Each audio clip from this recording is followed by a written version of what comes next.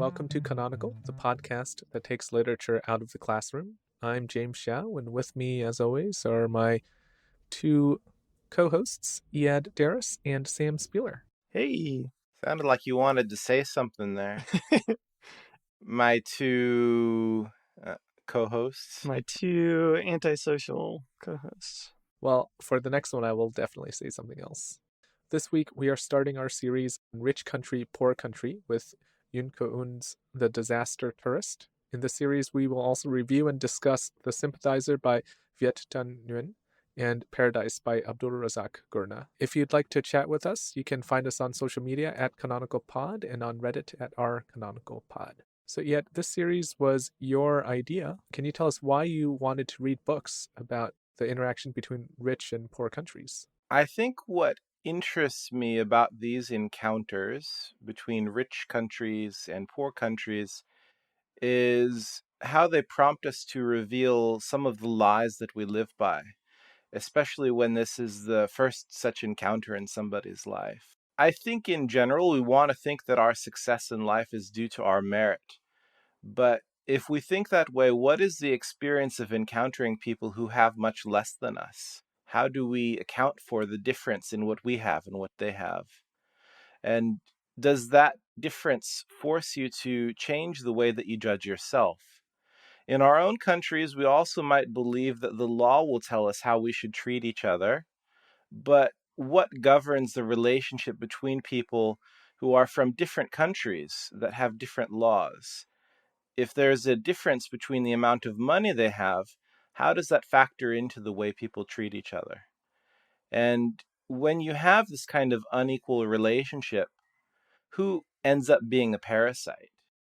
I think we definitely see some of these tensions and ideas in our first book, the one we are reviewing this week, The Disaster Tourist by Yun Ko-eun. This is a Korean novel. Yun Ko-eun was born in Seoul in 1980 and studied creative writing in college.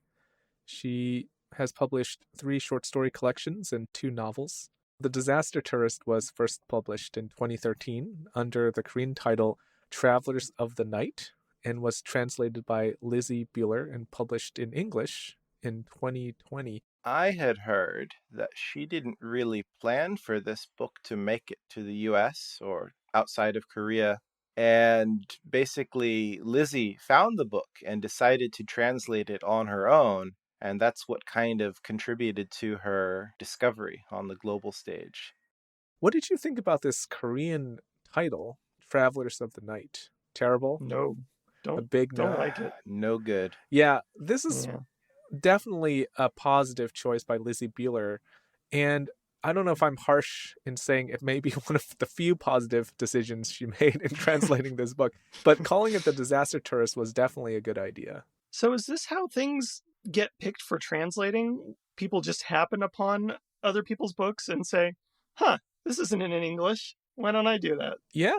I don't think it always happens the same way, but it was published by a very small press from Berkeley, so I don't think that their process is the same as like at Random House. From what I remember, that's kind of what happened with Vagabonds, except I guess it wasn't random. It was, what's his face? Oh, Ken Liu. Yeah, going through online forums of books and stuff. It's not happenstance, but it still seems kind of random. You chose this book, Iad. Why did you choose this book? Again, very similar to Vagabonds, I saw a good review for this book. It may have also been in the Los Angeles Review of Books. I think that there is a way of talking about books in the highbrow press that appeals to me. And the way that kind of the mass market media talks about books would reveal some of the flaws that I found in this book when I actually started reading it. Because these books, when they're talked about in places like the Los Angeles Review of Books, are always talked about in very high-minded terms, very highfalutin, I'm like, oh yeah, this is right up my alley. But in fact, it was very lowfalutin. It was, in fact, an adjacent alley. I mean, I like this book. I know that you guys probably didn't, but I am happier to have read this book than to have not read this book. Okay. So, in terms of what actually happens in this book, in the novel, the protagonist, Yona, who works for a travel company that specializes in travel packages to disaster areas, she is sexually harassed by her manager. And this is like the first, what, 1/5 of the book, maybe? And when she tries to quit, her company sends her on a all expenses paid holiday to Mui. That's how I'm pronouncing it. I mean, it's fictional, so I guess you can pronounce it any which way, but it's a fictional island nation in Southeast Asia. You get the sense that it's similar to like a Thai island. She ends up stranded on Mui and becomes entangled in a conspiracy to revitalize the travel industry on the island. I think that the sexual harassment angle that you mentioned was placed there, but it dragged on for too long. I thought that that was just kind of the inciting incident that set the whole series of events into motion. But I thought if that's what it's going to be, it needs to move on very quickly. It felt to me like she was trying to include that among the myriad other things that she includes in this book as commentary on capitalism. But you're right, it kind of drags on and it doesn't really come back up later. It's referenced, but not discussed. I think the thing is that you realize that it's related to the rest of the novel when you get to maybe the middle of the novel or the end of the novel. But when you're actually reading it at the beginning, it just drags and you're like, what is this? So it's just a pacing and a structural thing. I think that I understand what she was trying to do with it, but it was just a failure to execute that part of the theme very well. This is one of these instances where it would have been useful for an editor to be involved first instead of the translator, because I think if an editor were involved first, before the publication of this book, I think an editor would have said, like, this needs to be cut down. There are reasons for it to be there, but like you said, it's too long. Even if you read the reviews, all the reviews, they end up summarizing almost the entire book because they have to start from the beginning, right, when they're doing the review. And then they have to give away all the plot twists because the important parts are near the end. So I don't think I read a single review that did not spoil the book. I think every single review Yeah, spoiled the book because you have to. Like, the meaning comes from the plot, and the plot comes mainly at the end, the important parts. So, first third half of the book, you're just kind of wondering, okay, well, why is this important? The book really doesn't begin until she gets stranded. The parts after that are the more important parts of the book. Everything before that, it's like it sets the scene, but it doesn't contribute a lot. I think the way that this book is covered is kind of symptomatic of the way that books that are expected to be literature are covered, where they think that theme is much more important than plot. And in this book, in order to get at the theme, you have to know the plot. So there's no way to get to the theme of this book without talking about what happens. So it's kind of like a casualty, it's collateral damage in the process of reviewing when you think that theme is so much more important. Yeah, this is a bit of an issue though, because and I've read this in many reviews. They also call this a literary thriller or an eco thriller. Like, I don't know if you can call a book a thriller, but also give away the plot twists, right? Like, that seems like yeah. contrary to the point, because if someone is actually reading a thriller, like, part of the joy of reading a thriller is you want to be thrilled, like, you want to know what happens next. I don't know if we're going to cover those spoilers. I guess they're not really spoilers since. If you want to be spoiled, read any review. They'll just Yeah, spoil it for you. but I have issue with the idea of it being a thriller in that even though the plot would suggest it's a thriller, everything that happened could see happening a million miles away, to the point where halfway through I was upset that the book wasn't going in the direction I thought it was. And then, oh no, 50 pages later, I realized, no, it is. It just took so long to get there. Yeah, it's the first half of the book. That's the problem. Like, the first half of the book isn't really that important, I think. Like, the second half of the book has more at stake, and it also has more ideas. So this is where, like, a good editor probably should have intervened. Yeah. But also, the characters don't seem to have any clue what's going to happen, even though it seems fairly obvious. Like, if you take a company that is willing to do X, why wouldn't it also do Y and Z? Yeah. I'll read what I wrote, after finishing the book, which is that I thought this book was the opposite of the last book we read, The Tsar of Love and Techno, which we said was wonderfully written but lacking in theme. This book is the opposite of that. This book obviously has a worldview.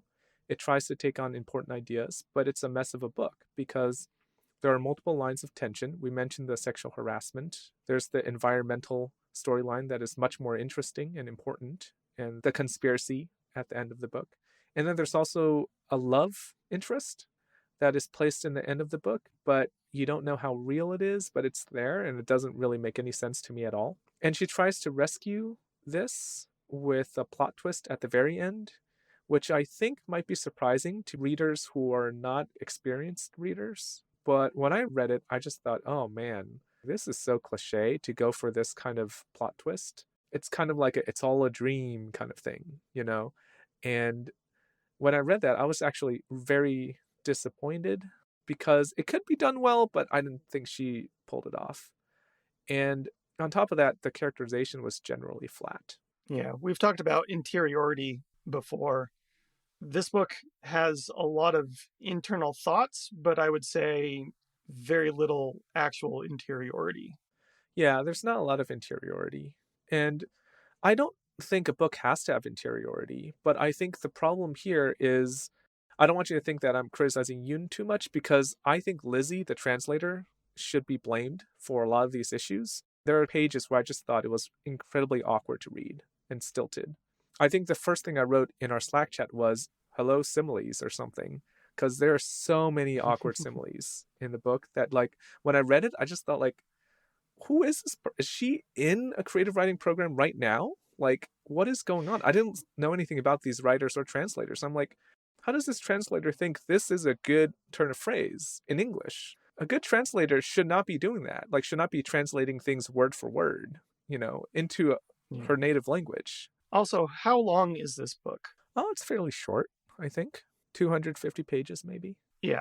So the reason I ask is because it feels very short, and yet it has all of these things that Yun is trying to cover in a very short book. She has enough topics and theme to cover a much larger book. Well, do you think that she needed this much plot to get at that much theme? Because it seems to me No. that the plot could be reduced. Yes. I think that the theme emerging at the end of the novel is fine. I don't think that she is suffering from too many ideas, but how do you get to those ideas in the quickest way possible? It feels a bit like she's someone who perhaps is quite good with short stories, but has problems stretching it out into a novel.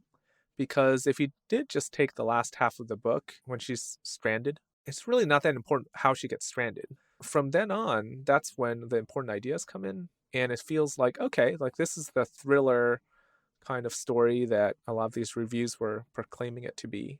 I think a lot of this kind of unreality or flatness is to some degree deliberate. That doesn't mean that it's good or it should have been done, but at least it's not her default, which makes me have some hope for Yun as a writer, because she did talk in some interviews that I've read about the flatness of her characters.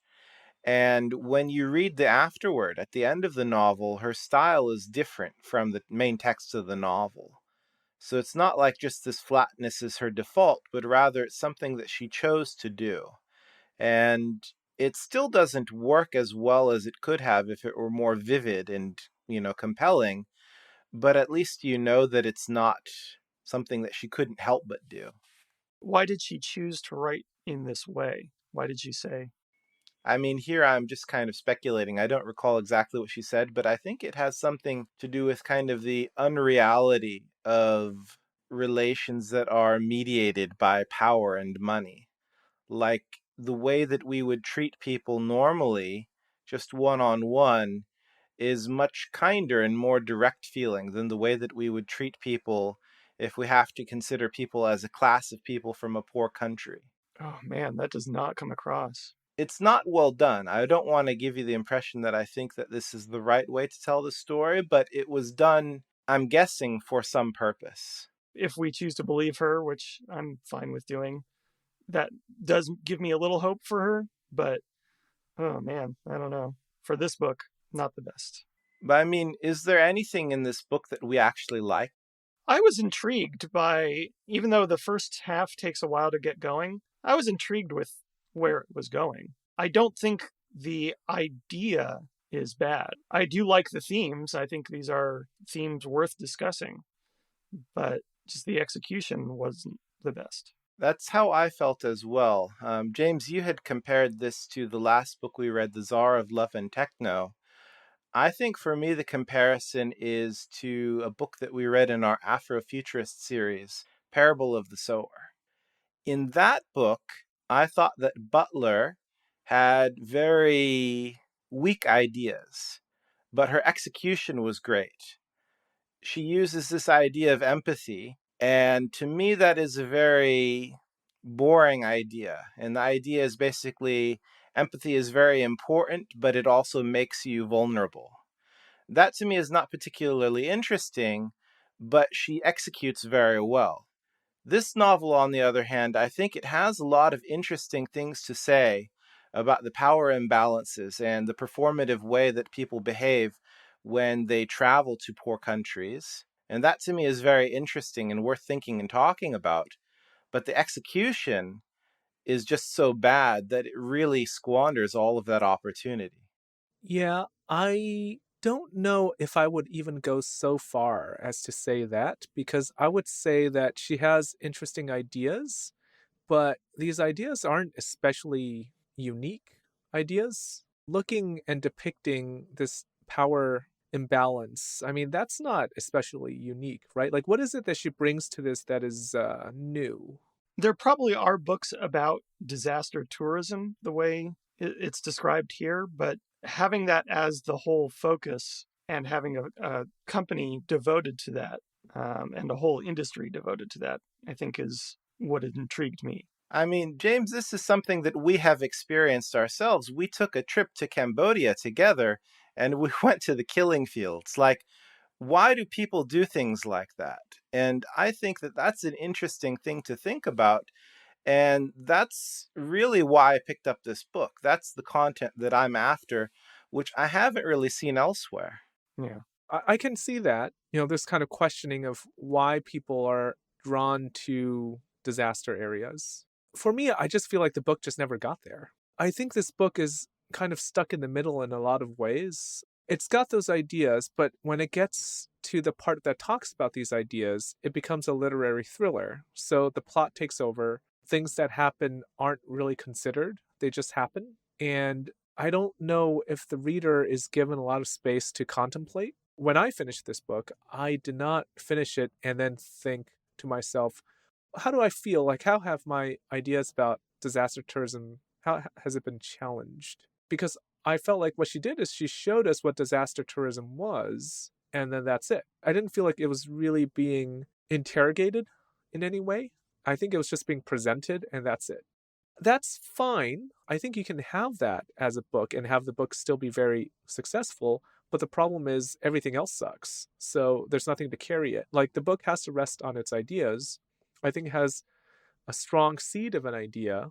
I don't think the actual examination of the idea was very rigorous or interesting. And then the execution of everything else related to the book kind of fell flat. So, as to looking at what actually worked, I think that seed of an idea is interesting. And I think this idea of having an island that is, in the middle of this conspiracy to attract more tourists, I think that execution is interesting. That for me is what worked.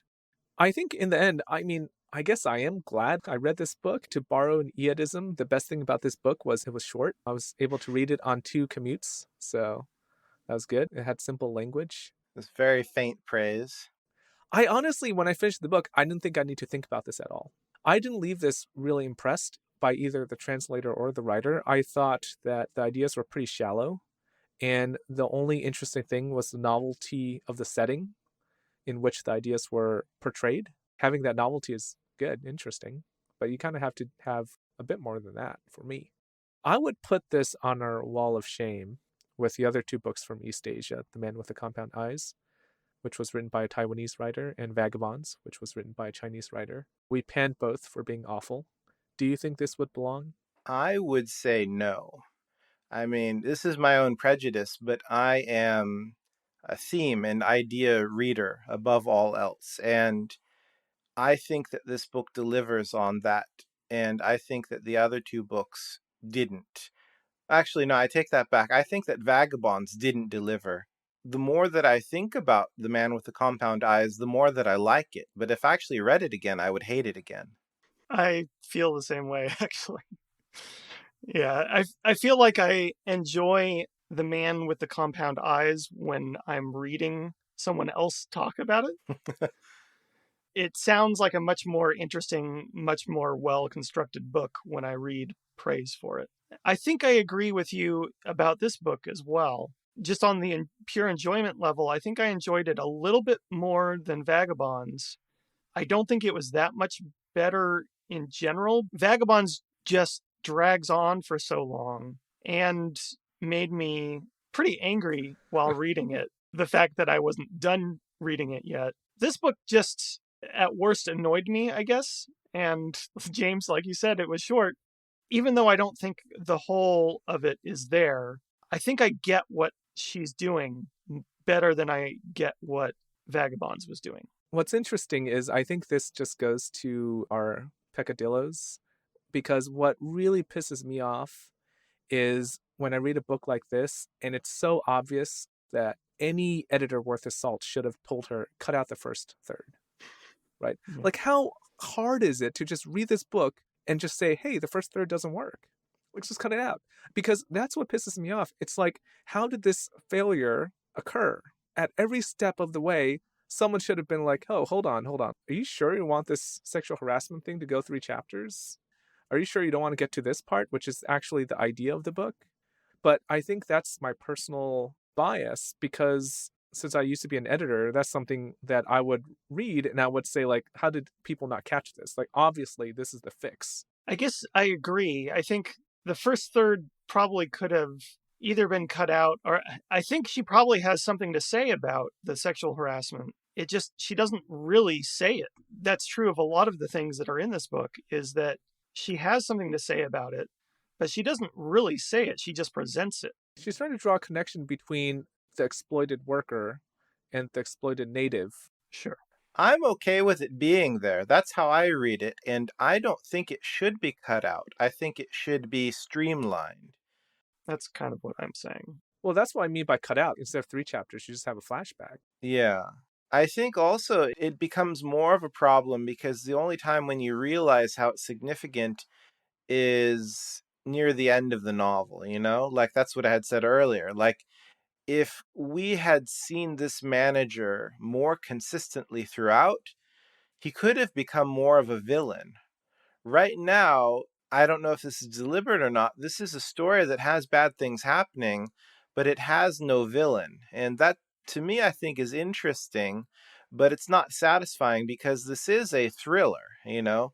We want some source of bad in the world, and we don't see it. You don't think there's a villain? I don't think so. I think that there are people doing bad things, but they're always motivated by something else. And this points back to the theme of, like, the system is the villain rather than individual actors being bad. But it doesn't work with the genre. The genre demands something that the book can't deliver. I've been heavily criticizing this book, but as we talked about earlier, there are quite a few positive reviews from people who don't know what they're talking about, in my opinion. But in these reviews, a lot of them justified the importance of this book by talking about the experience of reading it during the COVID-19 pandemic. Do you think reading this during the pandemic has affected your experience of the book? I think it heightens the sympathies that we have for people who are experiencing a disaster. So it makes the potential suffering of the people on me more real than it would be otherwise. It's not a hypothetical thing. Yeah, I think I can get behind that. I don't know that it heightened things that much for me, but I can see the sympathy in this book. I mean, that said, that's kind of an after the fact justification. To be honest, I did not think of COVID at all when I was reading this book. I think that to me, this book has the general disaster angle, it has the anti capitalist angle, and it has the eco critical angle. And for me, the one that I latched onto the most was the anti capitalist one. I think that's true for me as well. I wonder how much of a difference a year makes, because when this book was published, it was published right around the beginning of the pandemic where people were all at home, they were locked down. And maybe something about being locked down makes a book about disaster tourism more appealing, I guess. Because reading it now, a year and a half after, I mean, I read this on the train. So, like I didn't have that feeling of confinement that maybe these reviewers were feeling when they were reading this book. So for me, actually, it doesn't make any sense. Like, I didn't think this book had anything to do with the pandemic at all, aside from what you guys already talked about. I wonder if because she spends a large portion of her time stuck in a resort, like without being able to leave very much. But I feel like with so much of this book that I'm just putting things in there that aren't necessarily in there. No, I agree with you. I think it's that feeling of being trapped, the second half of the book, where she's trapped in the resort and she doesn't know what to do. She feels helpless. Like, I think that's what's really appealing, or that's the kind of connection you might have drawn when you transport yourself back a year and a half ago or 2 years ago or whenever the pandemic started and you were locked down and you don't know what's going on and you feel helpless. Like, that for me makes sense. But now I feel like we've kind of come to terms with the pandemic, right? And like I said, I read this on the train. So, Have I got news for you? I read this in Beijing in 2022, where we are still locked down, and I can tell you that it doesn't matter at all. Like, yes, that is a possible reading, but I feel like when writers talk about that in a review, they're really just grasping for something to talk about, some big way to link this to the reader's mind. And I don't think it's really that significant. I think that it's like half of a feeling. that's actually what I thought. And I didn't say it because I didn't want to be too critical, because I've been so critical of this book.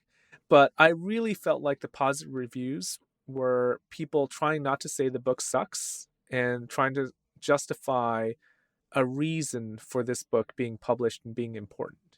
Because I don't think any reviewer, and we talked about this before, any reviewer in a mainstream journal or newspaper does not want to burn bridges. And unless you're like Kakutani for the New York Times and this is your life calling, right? And you're just like reviewing books for a living, feel free, to like burn all the bridges you want.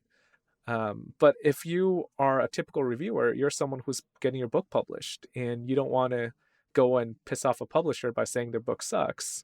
So you have to find a way to justify why this book is okay and why it's important and why people should buy it. And then there's just general feeling among writers like, oh yeah, no one buys books, so let's all help each other out, kind of circle jerk thing. So yeah, I mean, I read those really reviews and sad. I'm just like, this is bullshit. Like, either you're a terrible reader or like you just, not because they should also hate the book because I hated it, but because they didn't get to the important parts of the book, like all this faff about the pandemic or like why we should read it today. I mean, they just missed the mark. That's what frustrated me. So, are you guys interested in reading more from Yun Ko-eun? I'm not against it. I don't think she left this kind of bad taste in my mouth that you seem to have. If I saw another book from her on the shelf, I would pick it up, but I'm not going to go out looking for her. I actually would read another book from her because I am very curious to see how many issues arose because of the translation. So I'd like to read a book of hers, but not from Lizzie Bueller. Yeah, I suppose if I saw another of her books that was translated into English and not by Lizzie Bueller, I would give it a shot. I'd probably flip through somewhere in the middle and read a few pages just to see what the style was. Oh, what a commitment. I mean, I feel like you could pick any section of this book and get a sense of her style within a couple pages, see that flat writing. So if that's true, I feel like the opposite would also be true in any other book that she wrote, potentially. Sam, are there any books that you would refuse to flip through? Like you're in the shop and you're just like, no, I'm not going to touch it. Fuck that book. Yeah, probably a lot. Rush Limbaugh? Well, yeah. Dan Brown? You know what you're getting with Dan Brown. Yeah. There's no need to flip, I guess. There's no need, exactly. I've done the flipping of those books before. Now who's a snob? Oh, I'm fine with ascribing to that. Hey, you're the one who constantly says, I don't have time to read everything under the sun. Well, that's true, but flipping, I gotta pick and choose. I can flip anybody. I don't have a problem with that. Equal opportunity flipper. We'll stop here. Thank you for listening. If you had a different opinion from ours about this book, you can let us know on Reddit or on social media at CanonicalPod. If you enjoyed this podcast, you can give us a nice review on Apple or your podcast platform of choice. For the next 2 weeks, we'll be having in-depth discussions about this novel. If you're interested in talking about the ideas of this novel, go ahead and find a copy of this book. Till next time, happy reading. We'll talk to you soon.